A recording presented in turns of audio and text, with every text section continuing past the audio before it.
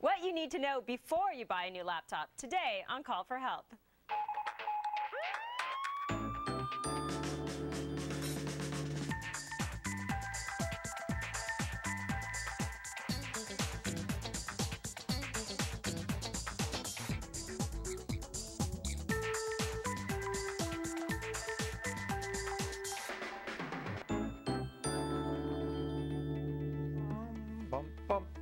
Welcome to Call for Help. I'm Leo Laporte, and this is a show where we help you with technology. We help you understand it and use it and make it your own. To do that, of course, I have to have help myself. And my helpers are the wonderful Andy and Amber. Amber MacArthur and Andy Walker. Good to see you guys. Good to see Hello. you. Hello. We have to, we always talk to Basil over on camera one. And his daughter, Keisha Kimberly Coward, just graduated from York University with honors. She had a double major in law and society. Wow. She was on the dean's honor roll, and Wow. that is one proud papa over there on camera one. Aw, So congratulations. congratulations, Keisha, and congratulations, Dad. Isn't that exciting? That's great. Bachelor of Arts with honors, and she wants to help people. She said she's not sure she wants to be a lawyer. She studied law, but in a legal area, she wants to be of help to people. So it's really neat. Very nice. That's really great. That's very cute. So how are we going to help some people today? Amber's going to tell us about smart potato technology. We were trading. There is such a thing. Yeah. There is, yes. Her dad's an expert. We were trading potato anecdotes earlier on, and No, you were. I did not participate in that. She was avoiding the whole subject. Yeah, there is technology called smart potato technology, which my dad did tell me about, and But won't be on this show. it won't be on this show, but I'm sure you can Google it and find information about that if you're I had a Mr. interested. Potato Head when I was a kid. Is Oh that yeah, close? I love those. Weren't Oh, those fun? actually, why did I say that? But you did now. See, I think you're too young to have had the actual Mr. Potato Head that went into potatoes. You had the plastic head. Oh, you had a potato? In the early days of Mr. Potato Head, you stuck those things in a potato. potatoes not included. Potato not included. You got the eyes, you got the mouth, you got the feet and all that stuff, and you put them on a potato. I You don't remember trust that. you guys at all. She thinks we're making it up. It's true, It's though. true. You It's remember it, true. right? Yeah, I do. In fact, I will never forget. It was one of the great disappointments of my childhood, and also one of the great lessons. I collected box tops for, I don't know, it was Kellogg's cornflakes for months. Sent them in, and I never got the dang potato head. And that taught me something about life. You're all a bunch of miserable creeps. No, I didn't learn that. I learned never try to send in box tops to get something for free. That's what I learned. Hey, Andy, you're going to do something on laptops, yeah? I've been getting a lot of email lately about, hey, Andy, I'm going to be buying a new laptop for school, or for the summer or whatever, and so I thought, well, it's time to do a refresher on, what to look for on a laptop. We've got 5 or 6 different models that are kind of fun, and we're going to go through the key steps. You can't get them for box tops, but you can get them for a lot less than you used to be able to. That's really remarkable. Yeah, the prices are coming down. Yeah, and good stuff, too. And a lot of more people, actually, in fact, people are buying more laptops these days than desktops. Really? Yeah, it's getting to that point It's where that the new crossover thing. Yeah. Sure. Yeah. And we're going to talk about e-cards. That's kind of a big area, but Yeah. this is one where you make your own, right? Yeah, this is just a kind of a creative spin on the typical e-card. So we're going to show you 3 sites that you can go to, and you can try to, build your own flower bouquet. You can use Flickr pics and a couple of other that's neat. things. So I it's like just a that. different way. If you're sick of the kind of stereotypical e-card that Right. basically just has text, it's just some fun sites to go to if you forget your mom's birthday or something like that. The gallery software I use, Coppermine, which is on my website, allows you to make a greeting card out of any image that's in the gallery. Oh, that's great. So that's kind of a neat thing. Yeah. That is Yeah, cool. yeah. I'll That's show you very that. cool. Yeah, I think it's it's leovilleTownSquare.com/gallery. Okay. And there's images of you and Andy, so somebody Yay. can send a greeting card with you and Andy on it. Nice. Mr. Excel is also here, using Excel to talk back. I don't know what that is. Maybe I could send a letter to the Kellogg's Corporation. Wouldn't it be funny if my potato head arrived? Oh, that would be good. 40 years later, I got my potato head. That could happen. That could That's the kind of thing that happen. happens. Yeah. It was lost in the mail and they finally arrived. Let's get our first call of the show on the air here. All right, we have Erdine on the line on the webcam, actually, from Cumberland, British Columbia. How exciting! Hello, Erdine. Hi, how are you? I'm very well. Say hello to Basil, and a proud papa of a new college graduate. Congratulations. Yeah, isn't that exciting? Yeah, isn't it that is. neat? Well, what can I do for you today, Erdine? Well, we just want to tell you you're our guru in our house. oh, thank Yeah. you so much. I have a friend in England that I talk to on MSN, Okay, and we use the webcam, just like this. just like this. Okay. Only we type. We don't use a microphone. You chat, but you don't use audio. Yeah. Okay. and my computer will completely freeze up. I don't have a mouse. I don't have anything. Then I have to start from. I can't start with Control Alt Delete or anything. I have to completely reboot. And a couple of times it's happened 3 times, and then sometimes it'll happen once, and the other night it didn't happen at all. And are you using MSN Messenger 7? Yes. The latest version? The latest version. And so Windows XP? XP. We have a 64-bit machine, and she has a 32. Would that make a difference? No. You're not using XP 64, though. You're using the regular XP. I'm using the regular XP. We do have the 64, but I don't use that. Well, somebody's a real geek in your house. Well, yeah. My husband. Would that be your husband? All right. Yeah. Boy, he's got a 64-bit computer and Windows XP 64. And Linux. And Linux. And hey, that's great. And he hasn't figured this out? No, we don't know. It's never happened before. It only happens with England. Only to England? Only to England. It's the only time. Well, for instance, it's not happening now. No. And it's looking great. We have, now I have to say, I probably used netcams for more years than anybody alive. I mean, when we started doing this show in 1998, one of the premises was we could finally take calls on a television show because people could use netcams, right? Right. So we've been using them, and I have yet to find a situation where they won't freeze once in a while. And I mean freeze. Either the picture will freeze or sometimes even the whole computer will freeze. Usually it's just the picture, though. And one of the ways to fix that is to not use the audio, but you're already not using the audio. Yeah. Did it start happening when you upgraded to MSN 7? Or did it happen before? No, it never happened before. The motherboard on our other computer fried, and we bought this new machine, and it worked for a while. And I've uninstalled and reinstalled MSN a couple of times because I thought maybe there was a corrupt file or something. Are you using a router? Yes. Okay. Yeah. Sometimes the router can be a problem.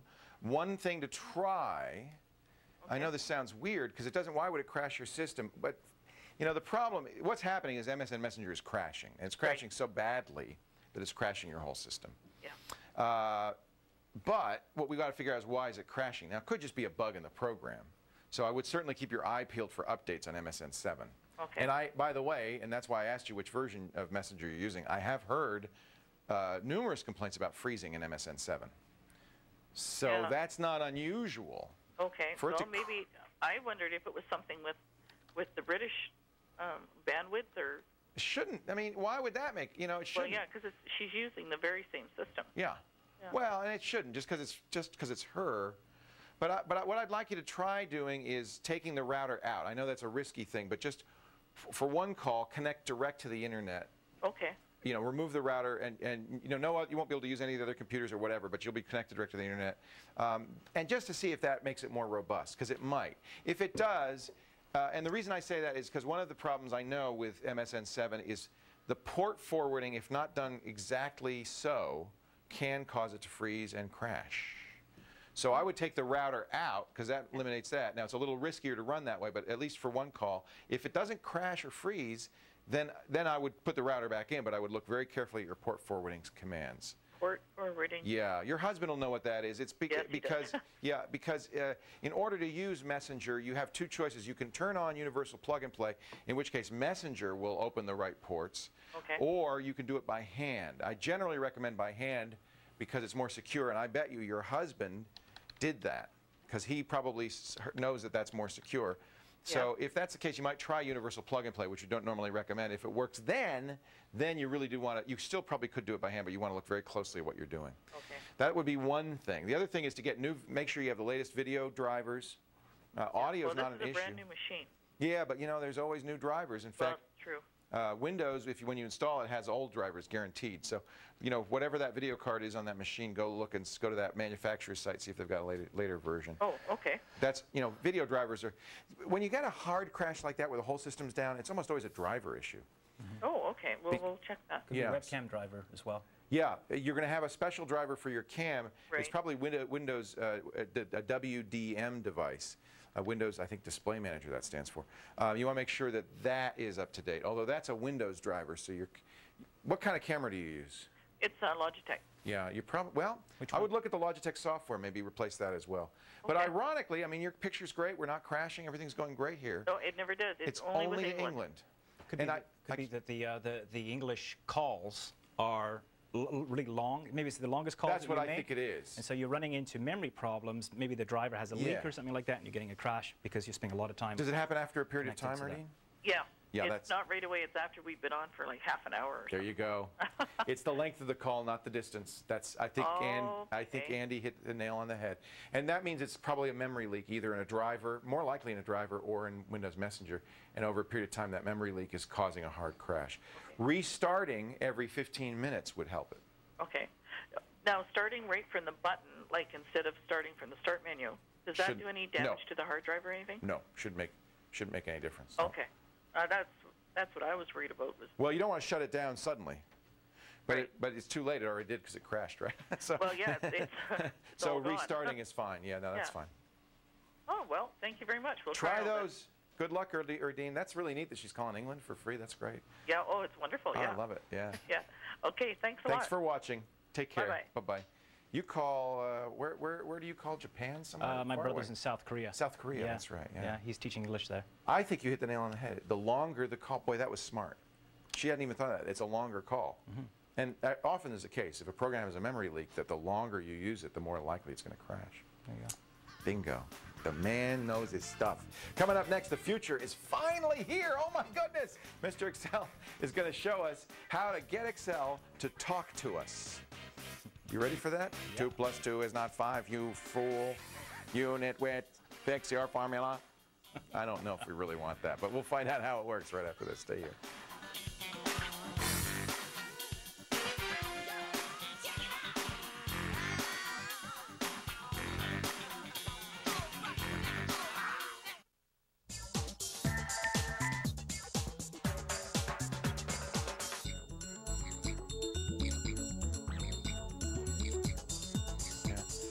Welcome back to Call for Help. Don't you hate proofreading? Unless you're an editor, most of us don't bother to reread our documents, and that includes checking numbers in Excel, but if you do not do it, you can't be sure you got the right numbers in there. Thanks to Bill Jelen, we can now get Excel to help us out with tedious things like auditing our spreadsheets. He's here today to teach us how to get Excel to speak out loud, cross-checking facts and figures. Bill, welcome. Can I show them the new book? Yes, please I am do. so excited about this. This is such a great book. The Spreadsheet at 25. It's celebrating the 25th anniversary of the spreadsheet. That's right. Which was the first one? VisiCalc? VisiCalc in 1979. Dan Bricklin and Bob Frankston invented VisiCalc, and it really changed everything. And this is kind of fun because it's just great ways unusual ways people are using spreadsheets, including, I think, something from us, right? That's right, back in the green What page section. are we on? We're in the green section? In the green Let section. me look it up so I can find it. Because we use I know, Excel. blue, in the blue section. Here it yeah, is. there We use Excel to produce a TV show. And so there's a picture of us, and that is Tanya's computer right here. Katya's. There's no Tanya. Katya's, that's her pseudonym. That's Katya's computer right there, and she uses Excel to time the show and keep track of what's going on. And it's a pretty custom spreadsheet. Yes, it was She's very really cool. customized Very it cool. quite a bit, Very yeah. cool spreadsheet. So there you go. And Thank you also, for putting us in there. It has 25 Excel examples that anyone can use. You can download, once you have the book, you can download. And my original idea for that, I actually found this in a garage sale, this old book from 1983. Look at this. 32 VisiCalc worksheets from 1983. Ted Lewis put this together. That is history. And it was today, you know, energy used by electrical appliances. I mean, It's just very primitive stuff. very, very simple stuff. And Yeah. so we took all of our experts at Mr. Excel and I said, give me your best spreadsheet. Give me something that So each people of the would love to spreadsheets use. in here can be downloaded? Yes. And you can look at them. Yeah, and you, Chris, you know, what? so they're things you can use. And People- it's the only spreadsheet book ever with a pop-up. pop-up page. How'd you get your publisher to spring for that? Yeah. That's That the- doubled the cost of the book right the there. ultimate geek Look at gift. that, I love it. Oh, this is going to be great. I can't wait. Yeah, anytime you know somebody, like your accountant, you know, do it like April 1st before tax time. Give them a little gift. They're going to be thrilled. The history of the spreadsheet and everything. Perfect. What do you get your I'm getting this from my accountant. That's great. So we're going to talk. Actually, spreadsheet's going Have to talk. Excel talk to you. That's right. Wow. And if you have no friends that'll talk to you, Excel will talk to you. Now, is this a feature that's built in, or do you have to add it, or what's the deal on this? Generally, I always thought it was built in, but I recently found a computer where it wasn't. So it might ask for your installation CD the first time you try and use it. Okay. And where do you find it? Okay, the first thing you have to do is you have to go into the control panel. Okay. And in Start Settings control panel, there's something called Speech Properties, and there's speech recognition and text-to-speech. By default, they'll give you Microsoft Sam, which is an annoying voice. Some versions of Windows come shipped with either Michael or Michelle. And so you can actually test out all three of those and figure out which is the... as the computer's default voice. Yeah, so I like that. That's Michelle, and then here's Michael. Selected Lernakenhowski Michael as the computer's default voice. Can I hear Sam just see how annoying that is? It's kind of like Hal. You have selected Microsoft Sam as the computer's default voice. Yeah, I don't like it. All right, so you have to figure out which one is the Michelle is least annoying of the three. You have selected Lernakenhowski Michelle as the computer's default voice. Yeah, that's not too bad. That's good. Okay. So select your default voice. Right, and then back in Excel, we want to display the text-to-speech toolbar. I never even knew there was such a thing. No, so is that under the toolbar menu? I went to View, Toolbars, and then selected text-to-speech. Okay, so that turns on that toolbar. Turns on that toolbar, and then what we get is you can highlight a range of cells and press the Speak Cells button. 215, 2176, 838. 2998. That's very handy. So let's say you typed in a large number of numbers and you want to compare. This way you can just look at your paper and not have to look back. Unfortunately, it's usually the other way around. I want them to read me the paper while I type it in. We haven't yet figured out how to make a book read itself, but you can make Excel read itself. There's 5 buttons on the text-to-speech toolbar, and the 5th button is called Speak on Enter. And so this... Oh, that would be handy. Right. Unless you're a touch typist. Exactly. This would be really handy. So if I enter the number 1, 2, 3, hit enter. 123. 2, 3, 4, hit I'm going enter. to use that. 134. Oh, I'm going to use that because I'm always having to type it, then look at it, then type it, then look at it. Oh, it reads plain time. It does pretty good. Oh, that's really good. And and this actually works in Outlook as well if you want to have it read your emails to you. Oh. As you're driving in the car or something like that. Very handy. Very slick. Very, very handy. The other button to know is if you select a large range of cells and you need to stop, there's the second button with the little red X. We'll stop it in the middle. That's what my wife would say. Would you stop it, whatever you're doing? But that's the computer. I know. Stop it. So this feature was not in VisiCalc, amazingly. No. 25 years ago. You're kidding me. That's because VisiCalc was about 6,000 bytes. It was tiny. It was. You can download it. It's the smallest file you ever downloaded. When I initially saw this, I said, that is so obscure. Why would anyone ever use it? But if you're proofreading, I would use it. Because I'm not a touch typist. A touch typist watching the screen, not their fingers. I'm watching my fingers, not the screen. So if I'm typing a number in and it tells me what I'm typing, that's good. Works out. That would be the computer being very helpful. Bill Jelen, you know why they call him Mr. Excel. Every year he answers more than 30,000 Excel questions on his website for free, MrExcel.com. He's also written so many great books on Microsoft Excel. In fact, I just stole your OneNote book from our bookshelf because I just got a tablet PC. Good. But this is the new one, and I highly recommend it for a gift or just for yourself. The Spreadsheet at 25, is that in bookstores? it's in bookstores now. And of course online at MrExcel.com. Our show notes have the details on getting your spreadsheet to speak. Go to callforhelptv.com. Before you go practicing your proofreading skills, though, time for a different taste of technology. It's our quiz time. Our question of the day, this harkens back to the old days of PCs. What does IRQ stand for? Something we had to struggle with constantly. Is it internal resource queries, interface registry qualifications, interrupt requests, or idiotic responses to quips? Thank you very much. Go to the website and give us your answer. We'll talk about it when Call for Help continues.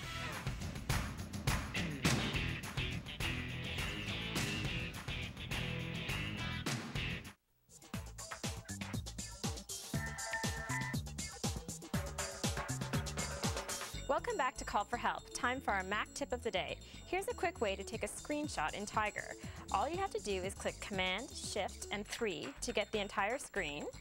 And then if you click Command, Shift, and 4, you can actually choose the selection, and then that will save to the desktop. And that's it.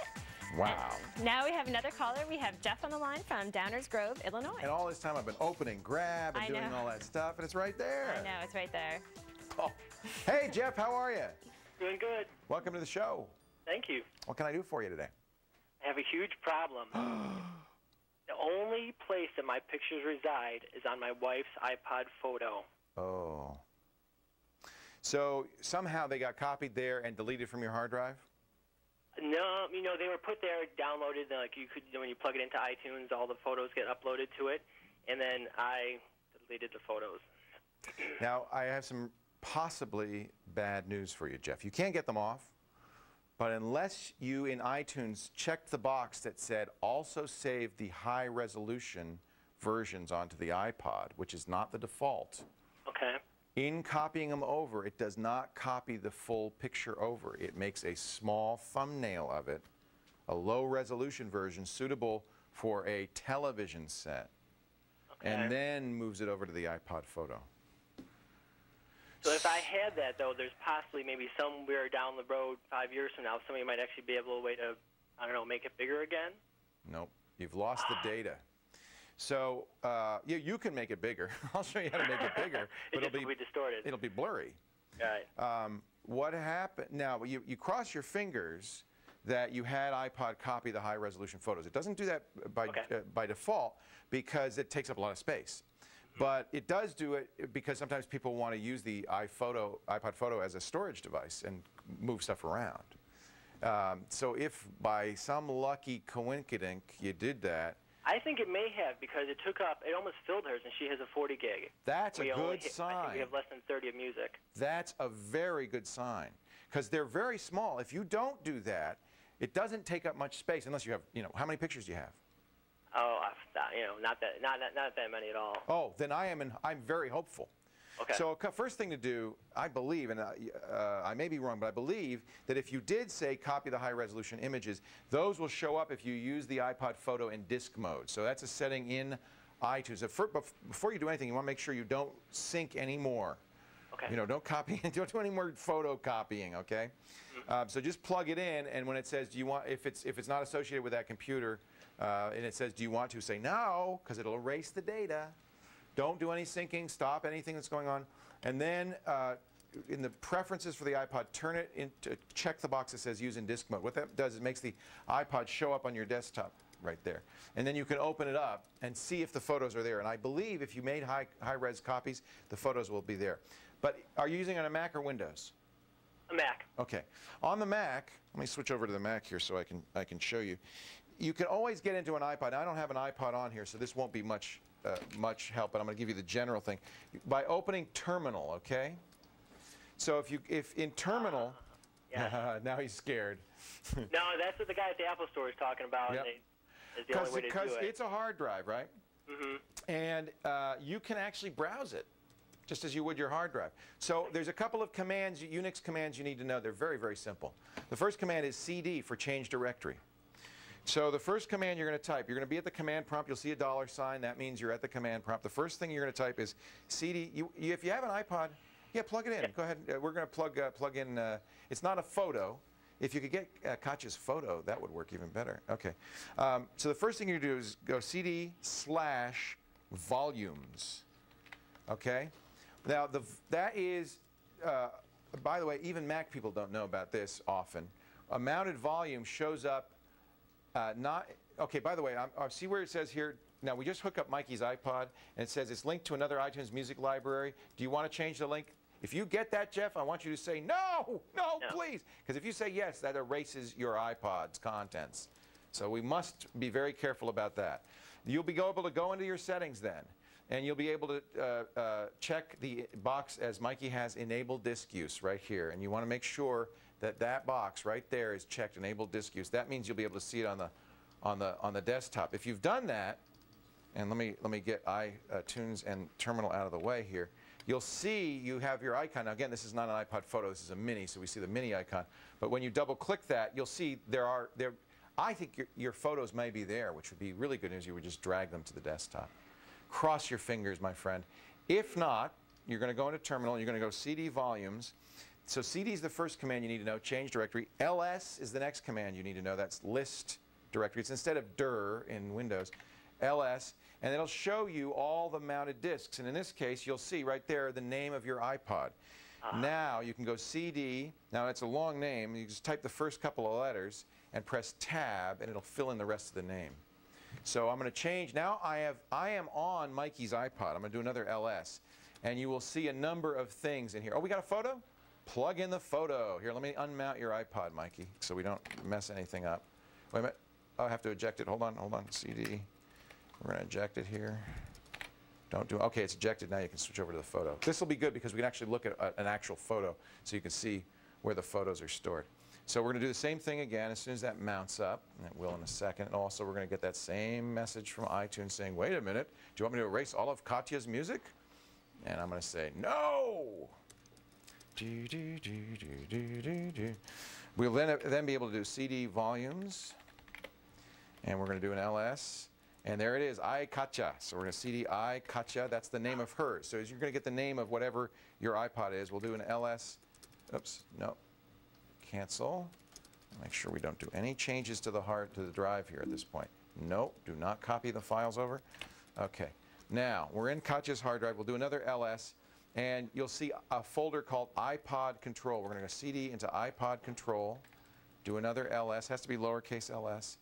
And here's where you're going to see some stuff. And this stuff in here, these folders are where your photos are stored. Now, I actually have never delved down into this, so I'm not sure where the photos are. Music is where the music is, and all these F files folders are all the music. And they're in there, just normal files. Let's see if artwork, now that would be album artwork. Do you have, Katya, do you have pictures on here? She doesn't have any pictures, so that's why we're not going to see any. So you'll see, it'll probably say photos or something like that. And you'll have to go in there by doing an LS, CD, and an LS, okay? And once you've found what you want, in this case I've found her artwork database, you can copy it with a CP command. And you're going to go copy, and this is the weird one, okay? Get ready for this, Jeff. Tilde, which means my account, / desktop. And that says copy those files to the desktop, and then hit return. And whoops. I forgot one little thing. I forgot to say what I'm copying. So copy star, which means everything, space tilde / desktop. That just copy those two files onto my desktop. In your case, it'll be your photos. Cross your fingers that you have the high resolution photos. You can use Terminal to browse around in there. The main commands you'll need are CD to change directory, LS to list the directory, and once you find the things you want, CP to copy. CP, LS, and CD. Notice they're all 2 letters. That's because Unix guys didn't like to type very much. Right. You saved my life here, Leo. Cross your, well, maybe yes. You'll at least get the low-res thumbnails. And with any luck, and it sounds like because it took up all that space, I think you're in luck, all the high-res photos will be there too. Excellent.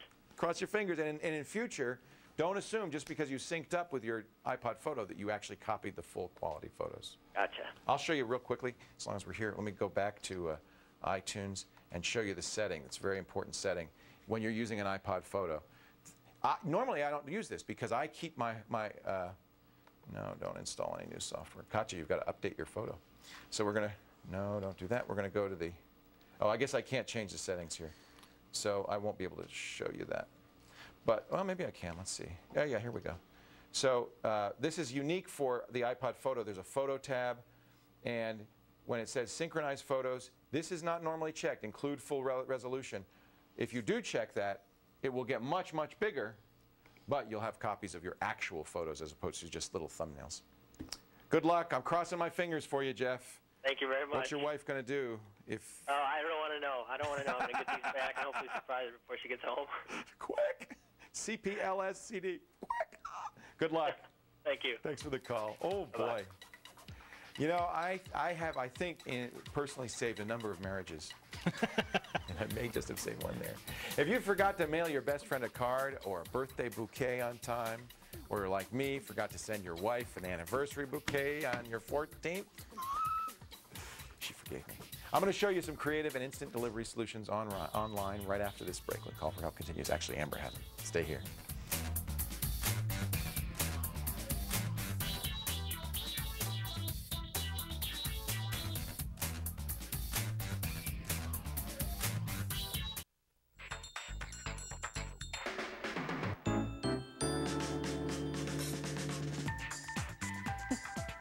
In an ideal world, you would have ordered flowers for your mom a week before Mother's Day. Oops. And mailed your friend birthday card so it arrived on her doorstep in time for the big day. Oops. Or if it were your 14th anniversary, you would have remembered it before the morning, right? But unfortunately, it's not always the case, is it? Amber is going to show us some unique and instant e-cards that will, we hope, make up for your tardiness. You would never do that. No. You're always on top of this. That's because you have those email reminders that you Yes. showed us, and they tell you a week before. Those are very, very good. But just in case you forget those, we're going to show you 3 sites where you can order really original e-cards. So it's not just your typical e-card. The first one we're going to show is called Orisinal.com. Oh, I like this site. Have you seen this? There's such silly stuff on this site. You can start. What you do here is you just click Start, and then you can go and you can actually arrange a flower bouquet to send to someone. So we're going to click Next. So this is your little vase, and all you do here is you drag over the flowers. These great Flash animations or Java or something. I don't know what he's it's so doing. beautiful. And so you can drag over the smaller flowers as well. What a great idea. And then you can click Next. So you've arranged your little bouquet. Actually, before you do that, you can change the background color. You can add a pattern. So basically, it allows you to pick your own little bouquet online. Click Next, and then you can fill out the form to email it to someone who you care about. Myself. And you get the flowers, and it says so and so has just sent you flowers, and then. That's pretty nice. It's pretty cute. All right, isn't it? I'm gonna remember that so that's one. a good one. That's good. I like the that. The second one we're going to look at is this site called Deliver, which uses the Flickr API to actually take all of the photos that have a Creative Commons license, and you're able to use this to send those photos to anybody's people. pictures, exactly, not just yours. Exactly, as an actual e-postcard. So it could be timely. It could be appropriate. For sure. So we're going to submit call for help as one of the queries, Oh, and look, so there's all this these photo pictures. comes up. This is actually my photo, which I've added to my Flickr library. So we click on that, and then you can go in and you can add text on the right. You know, to say, let's say, I hi think this from. would work for my wife missing my anniversary. No, this you know. this wouldn't work. But this is good for a friend or something like Yeah. that. If you want to send a quick postcard, or you just took a picture on Flickr. That's us with Kevin, yeah? Yeah, that's all of us. So you can send this to someone, and you can use all the photos in Flickr. So it's really fun because you can search a bunch of different random photos and get good quality stuff. The last thing we're going to show is this site called Superlaugh.com, which is a lot of fun. So this basically just has really funny e-cards. So this is good if you know someone who has kind of an interesting sense of humor. My kids would like this. Yes, this is one of my favorite, the Nonstop Laughing Kitty. So you're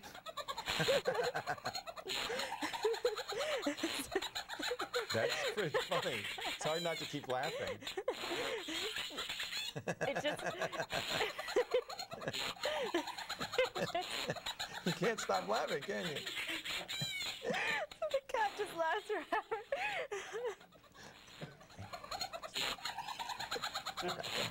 I'm sorry, but there's really funny e-cards there. I know what I'm sending you if I forget your birthday. Look at the cat; it's still laughing, so it's absolutely hilarious. It just keeps laughing and laughing and laughing. Anyway, so it just goes on It is pretty forever. funny. Anyway, just to refocus everything. So the first one is online flower delivery, which is great. That's a really nice thing to send. That's romantic. And then we have Deliver, the Flickr photos, and then we have Superlaugh.com and the Catnip Kitty. Catnip Kitty, I like that. So there's just some great options out there Now let for me free ask e-cards. you, does an e-greeting count?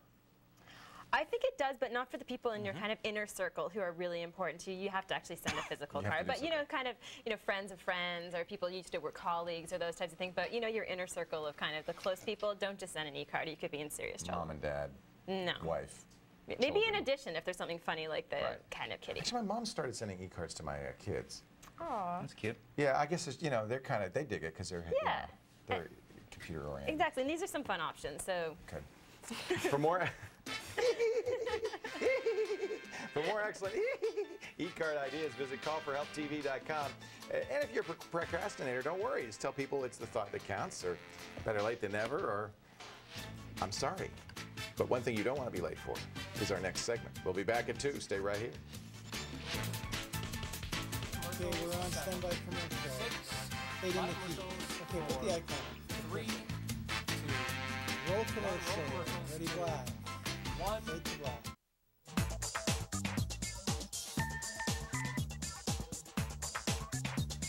Welcome back to Call for Help. Time for our Firefox tip of the day. Here's how you set up multiple home pages to open when you start Firefox. All you need to do is open all the tabs that you would like to open automatically. Go to Firefox, click on Preferences, and then click Use Current Pages. And then click OK. How handy. And then if you're on a PC, it's Tools and Options. I had no idea. It's a very cool tip. Thanks to Mikey. Yeah. And now we have Hubert from Surrey, British Columbia on the line. Hello, Hubert. How are you? Hi, Leo. What a pleasure to talk to you. Do you like Hebert? Hebert? Hebert. Hebert. Yes. Everyone call me Hebert here. Hebert. Hello, Hebert. But you Anyhow, prefer sir, Hebert. First of all, I love the show. And Thank I you. have a question for you, sir. Yes, I have a spyware that is really hard to get rid of. It's called iSearch. Oh, yeah. And it's a if you could browser. help, I'm sure that's what you're there for. Yeah, it is, and it's a common one. It's a browser hijacker. Yes. So you have a new toolbar, don't you? And you can't get rid of it, can you? It's just terrible. Ugh. Yeah, I try all the otherware, all the SpyBot, and again, I'm stuck. What happens nowadays, unfortunately, is that spyware has gotten so good at really digging in its hooks into your system that the anti-spyware programs are getting less and less effective at removing it. And so really, bottom line, and I say it many times, is it's better not to get spyware in the first place. So use the spyware tools to block it, but don't count on those spyware tools to remove it once you get it. It's much harder. Very often you have to remove spyware by hand. iSearch is, I'll show you, let's go to Symantec's Antivirus Research Center, SARC. This is a really useful tool for viruses and Trojan horses, and lately they've been including a lot of spyware too. Not everything, but enough so that you can frequently find what you need there. I'm going to type for iSearch in here, and here it is, spyware.iSearch. So what I like about the Symantec Antivirus Research Center is it tells you exactly what the spyware is doing to your system. I'm not going to use Norton to remove it. That's not the point here. I just want to find out what the technical details are. And you could see what it does. It installs some software. Look at all the registry keys it changes. It changes about 15 different registry keys, all of these. It modifies some registry key values in the policies, the Internet Explorer policies, and so forth and so on. Now, it also has some manual removal instructions. That's where SARC really excels, is on the manual removal instructions. So I'm going to ignore this part about getting updated definitions because we're not going to use Norton Antivirus. So the first thing you could do is there is an uninstaller. You've probably seen it in the add remove programs. iSearch does show up there. Right. But their uninstaller doesn't work. Exactly. When I boot, and sure enough, it's back. a tough one. Wow, that's a puzzlement. Wonder why that is. Because they don't want you to uninstall it. So before you uninstall, you have to do this. You have to unregister the toolbar. This is a very common issue in Windows with browser modifications. If it's an ActiveX control, if it's a toolbar, if it's something that modifies the browser, you can't delete it because it's active. It's running. So the only way to get rid of it is to turn it off, and that's what you use this registry server for. So you're going to click Start and Run. I'll put this in the show notes so you can copy and paste it. REGSVR32, or you can go to the Symantec Antivirus Research site and find this. /U, that means uninstall, or actually unregister is what it technically means. It means this is no longer a registered toolbar object. And then you're going to do quote %system%, that's just a variable that says in my system folder /toolbar.dll, quote. What this does when you run that is it automatically tells the toolbar, you're not a toolbar anymore, stop it. And now it's no longer busy, and you can run the uninstaller. We'll try that. That will do it. And then what I would recommend is go to the Symantec Antivirus Research site and look at all these registry keys, because you might want to delete. You can actually delete them. Just in case, it's probably a good idea to delete these modifications. Really? Just for your information, Leo, I run about 8 different programs of spyware program like PC Doctors and so on, and none works. So I'm sure your input would help a lot of people. Unfortunately, with spyware, manual removal now is more important. If you get spyware, see if you can figure out the name of it. That was a big step. Type its name into Google, maybe with spyware and maybe with the word removal, and then you'll find a number of sites that talk about how to remove it. But I would be careful because some of these sites are spyware sites themselves. So it's a good idea to go to trusted sites like the Symantec. Alluria is good because they're an anti-spyware company. Symantec's good. Sites sites that are special, like scumware.com, that specialize in the removal of this stuff are useful. And they almost always with a spyware program, they'll tell you manual techniques that work better than the automated removal techniques. Perfect. Okay. That's great. I will try that. And again, I love your show, and I read on the line there that Kevin might be by. Is he going to have a show from Canada? Or? Well, he's not. He's going to. We're hoping he will come up on a regular basis to join us. He's no longer working at the other channel. I know. Yeah. And we've importuned him, and in fact, you're going to see him on the show. I think not now, but well. The day we're taping this, you'll see it on tonight's show. Perfect. Which is confusing. We could use all the smart ones up here. Yeah, we're going to get more of Kevin on, and we're working very hard to get him up here, and I think he's willing to, which would be great. Very good. And thank you. Again, I enjoy your show, and thank you again, and I definitely want to try that. Give it a try, Albert. Thank you, sir. Take care. Andy, Okay. did you have a thought? Because you're the spyware king on this stuff. I was going to say, for the rookie, go get yourself a copy of Hijack This from Merjn.org, MERIJN.org.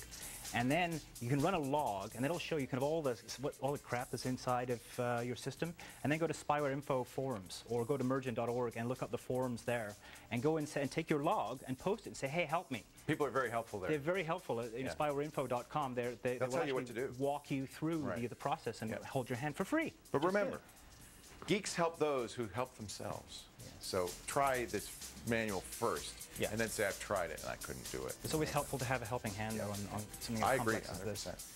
Coming up, are you thinking about buying a new laptop in the coming months? Andy has some tips when we come back. Right now, though, one more chance to take our daily quiz.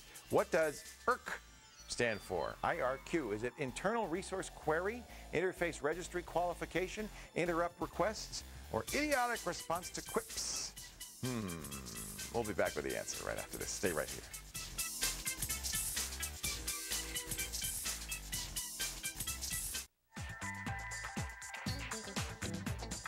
Welcome back to Call for Help. Before the break, we asked you what that silly little IRQ stands for. And a pioneer in the business would remember, because it's been a while since we've had problems with this, it's interrupt request.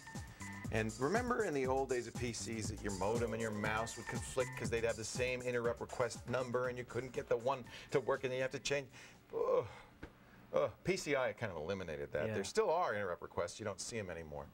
Someday I'll explain what all it is, but I really want to get to this. This is, it's time for us to tell you what to choose for your first or your next laptop purchase. And Andrew has really gone all out here with all these different laptops. Laptopapalooza today. Laptopapalooza! Yes. Okay, so you're going to buy a laptop. Lots of people keep asking me. This is one of my top 5 questions asked of me. All the time I get asked that. You do too, right? And there's no really one answer. No.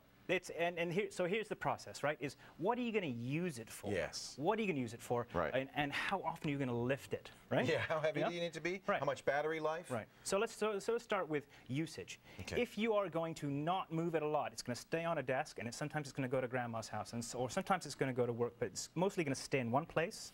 Then you're going to start with a desktop replacement. That means a very, very fast processor. Typically, sometimes even a desktop processor, Pentium 4 desktop processor, 3.4 gigahertz, somewhere in that range. More power. More power. Now, what happens here is the battery life on those big machines, you get a big screen, but you don't get a lot of battery life on it. So here's a classic example, the HP ZD we had to plug ZD 8000. This is a beautiful big screen. Look at that. It's very as affordable. big as your desktop screen. Approximately $2,200. This is a media center, and you know, one of those machines that's got tons of gig of RAM. It's got a 100 gigabyte hard drive. Wow. That sort of thing. But again, if you're going to be let's say that you're going to be moving a little bit more often. This is heavy. This is like heavy. 8 pounds. It's about 11 pounds with a brick. 11. Whoa. If you add in the brick, because you're going to be carrying the brick with you too. Right. Yeah. They always never measure that. No. Wait. Let's go down a notch. Let's take it down a notch and go to something like the Toshiba over here, which is the. Let me get this out of the way. Get it out of the way. This is the M40X. This is actually a Canadian model, M45 in the U.S. And internationally. Now you're getting down into a lower price point here. You're getting less power though. This is I think a 1.5 gigahertz Celeron M. So it's kind of a sluggish, yucky, about $1,000, $1,050 US. Oh, that's a great price. Right? And this is still a desktop replacement because of its weight, yes? Yes, it is. Yeah, to a certain extent. I mean, this is around 6 or 7 pounds. I think it was 7 pounds. It's lighter, though. So it's lighter. It's not too bad. Yeah. I mean, you're not going to suffer too much, chiropractic distress if you buy one of these. Not crazy about the Celeron. No, nor am I in the mobility. But if you were looking for a budget level thing, you know, you're going to move it sometimes, and it has some competent stuff going on with it. Great price. It's a good price. It's a good price. Okay. This is my favorite. This is the IBM ThinkPad. Again, it comes in lots of different form factors, tiny, big ones, that sort of thing. This is the mid-level, 6.4 pounds. Is it a T? It's a T43. Okay. Okay. Big price on this, starting $1,800 US and going all the way up to $6,000 if you want to spend. But it's a Pentium M, which we really like. It's a Pentium M. It's 2.1 gigahertz. It's the fastest Pentium M going. Fast. It's actually Centrino, so it's got a built-in wireless. These all have wireless, by the way, but this one has. This is the newest chipset. It is really amazing. Yeah. Recently bought by IBM ThinkPad brand. Recently bought by Lenovo out of China. Right. They're working very hard to make affordable laptops. And frankly, it's probably the same company making it, right? Because they, they bought the factory. Make these. They're doing it with the factory, so there you go.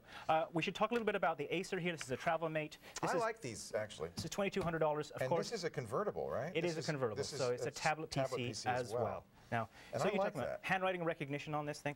Very portable, 6.5 pounds, 100 gigabyte hard drive. Mid-level processing is 2 gigahertz, something along those lines. The tablet really only makes sense if you or your business require a lot of handwriting. That's right, exactly. I think eventually they'll all come with sort of this handwriting recognition. Well, this is the best of both worlds, right? You get the tablet and the desktop. There you go. Let's tilt it forward a little bit. How about this And one? finally, coming down to the smallest form factor, like frequent travelers will like this. This is the Fujitsu machine called the Lifebook P7010. Log in here. It's running you about, I guess, it's got a 4-hour battery life, and it'll run you about $1,800 US, $2,000 Canadian or Australian dollars.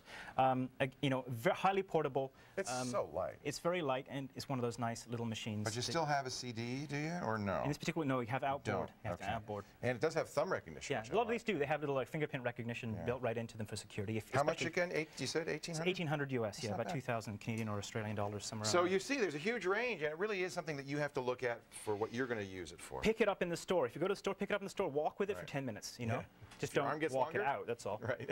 For more on how to buy a laptop, check out our show notes. Callforhelptv.com, and if you'd like Andy to tell you what to buy in the Cyberwalker way, send him an email. Thank you, Andy at callforhelptv.com. We'll be back with the final word right after this. Right after I borrow some of these stuff.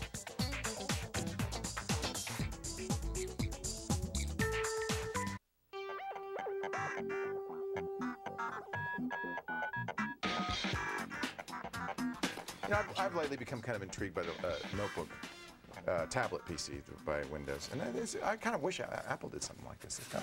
This is the HP. I wish they would. That would be great. Well, maybe on MacTel. MacTel might. Huh? MacTel might. What you got there? Well, you know, Sean made you a... Mr. Potato Head. It came. It came. I knew Kellogg's would come through for me. Look at that. Hello. If you want to be on the show, please go to our website, callforhelptv.com. You see it right there, and fill out the form so we can get your question on the air. Kind of even looks like me, doesn't it? It does. Very nice. Just for me. That was nice of him. Is this a PEI potato? Probably. If you've got a problem with your potatoes or your personal confuser, hey, don't whine. Don't moan. Don't yell. Just call for help. Call for potatoes. We'll see you later. Bye, kids. Bye-bye. Bye-bye. See you later. Bye. Bye-bye. Bye-bye. Bye. Bye. Bye. Bye. Take care.